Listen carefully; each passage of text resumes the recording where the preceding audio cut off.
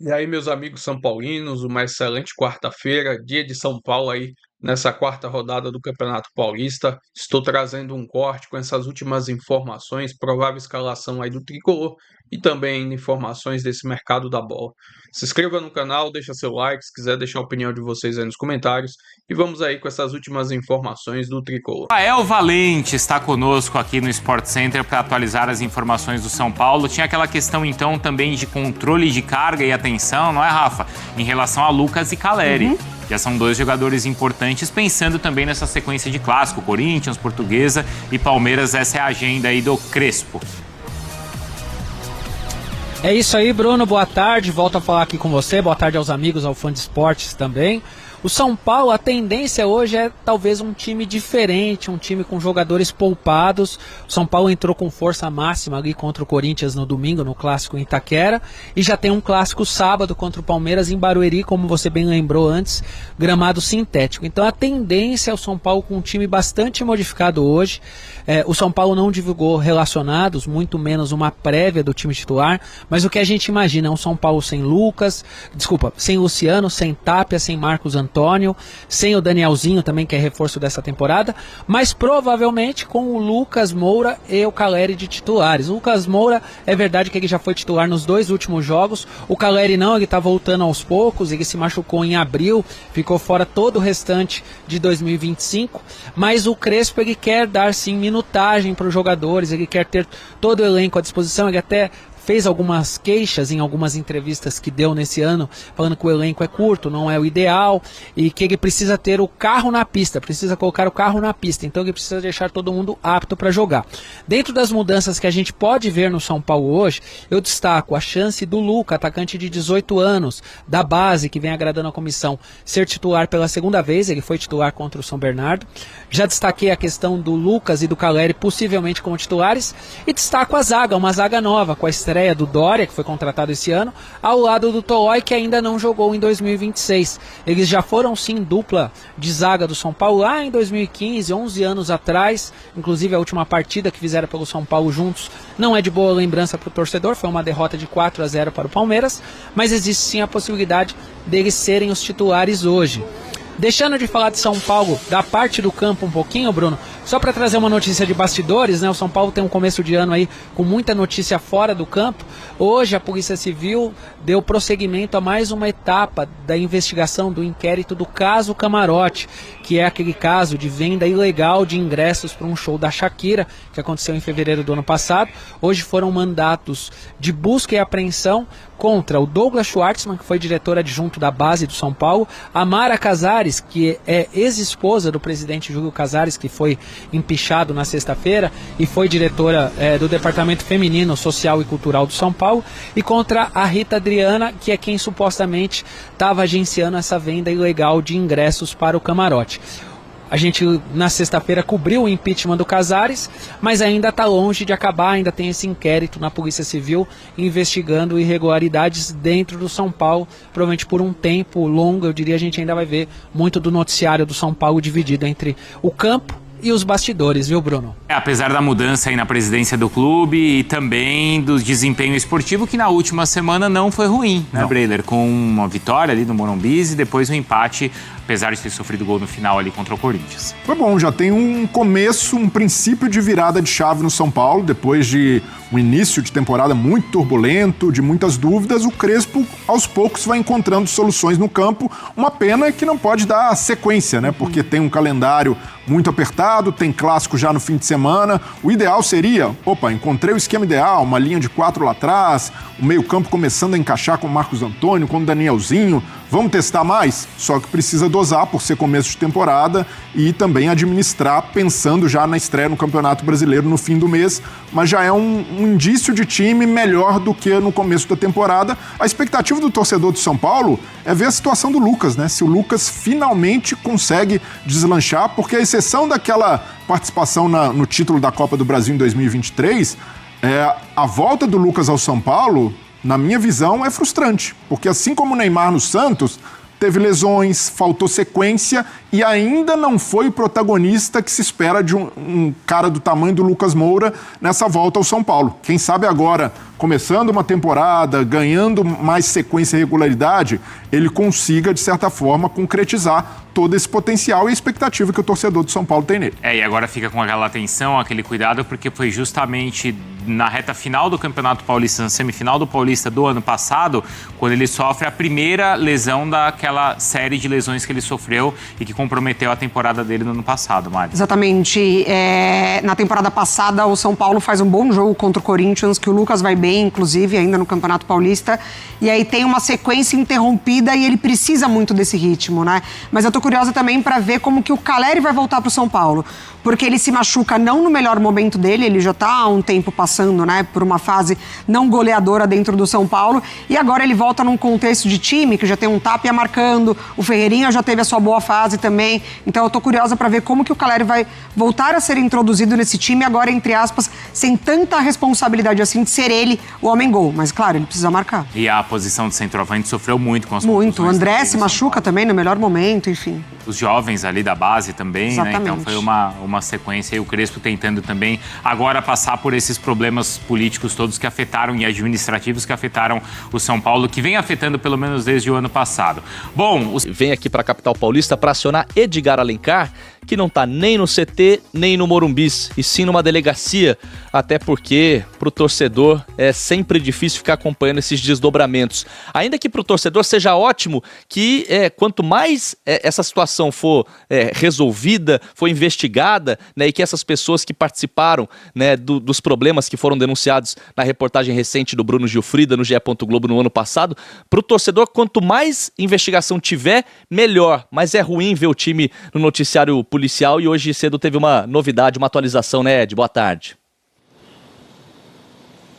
Uma atualização importante. Vini, boa tarde para você, para todo mundo acompanhando o Taon, também sem qualquer pretensão, né, de pensar pelo torcedor, mas a gente lê e conversa com muitos torcedores que têm essa mesma percepção, né, que se aconteceu, que se apure e, como sempre, desde o início dessa história, São Paulo se colocando como vítima. Essa foi também a manifestação do São Paulo hoje, que está à disposição da Justiça para esclarecimentos, porque aconteceu, por exemplo, na manhã dessa quarta-feira aqui em São Paulo. Essa atualização muito importante, estamos falando do caso daquela exploração clandestina de um camarote do estádio do Morumbi. Você falou, e é importante a gente reforçar que essa denúncia veio a público em dezembro, agora, né, no final do ano passado, com a apuração do GE, com um trabalho brilhante do Bruno Gilfrida. E o que aconteceu nessa quarta-feira?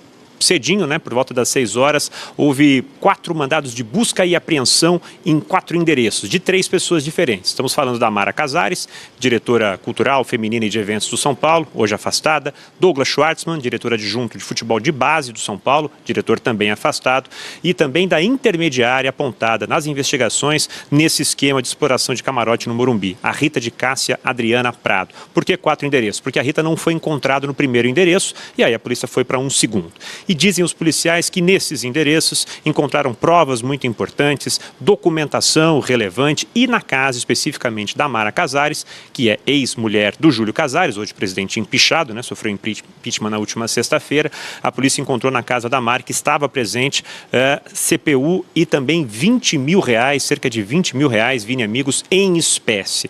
A gente conversou também com os advogados, ainda no Taon a gente vai trazer o posicionamento, né, de cada uma das defesas, o que cada um disse sobre esse caso, mas vamos trazer aqui o que é importante, uma fala do promotor do caso. O delegado não falou hoje com a gente, mas o promotor deu entrevista e a frase é forte, aliás, as frases são fortes para dar uma ideia melhor da extensão, do que está acontecendo, do quanto que vinha acontecendo de exploração nesse camarote do Morumbi. Vamos trazer o promotor, por favor.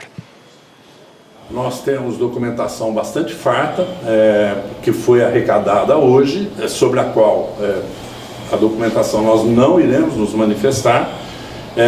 Os 4 mandados expedidos pela Justiça foram cumpridos com êxito. 2 pessoas não estavam nos locais, o que não impediu o cumprimento do mandado. As evidências que foram trazidas hoje mostram com segurança para a polícia e para o Ministério Público que a Arena Morumbi, em razão de shows seguidos, foi transformada, na verdade, em uma gigantesca máquina de caça-níqueis que favoreceram pessoas e não o clube especificamente, que é vítima de tudo isso que está acontecendo.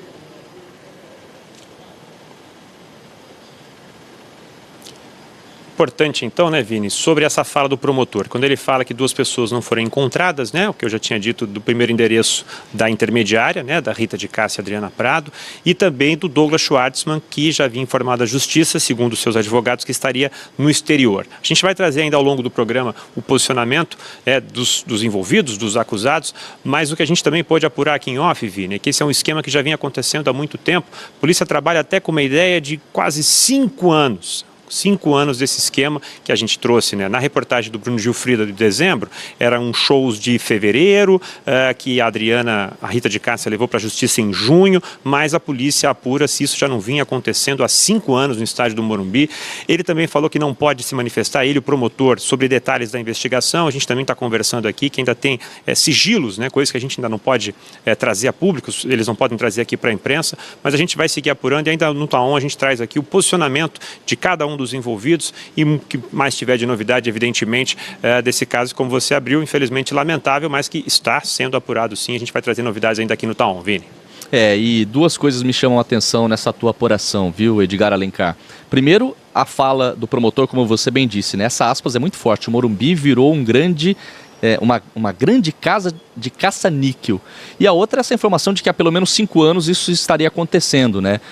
Se a gente for pensar 5 anos para trás, janeiro de 2021. O Júlio Casares foi eleito presidente do São Paulo no dia 12 de dezembro de 2020.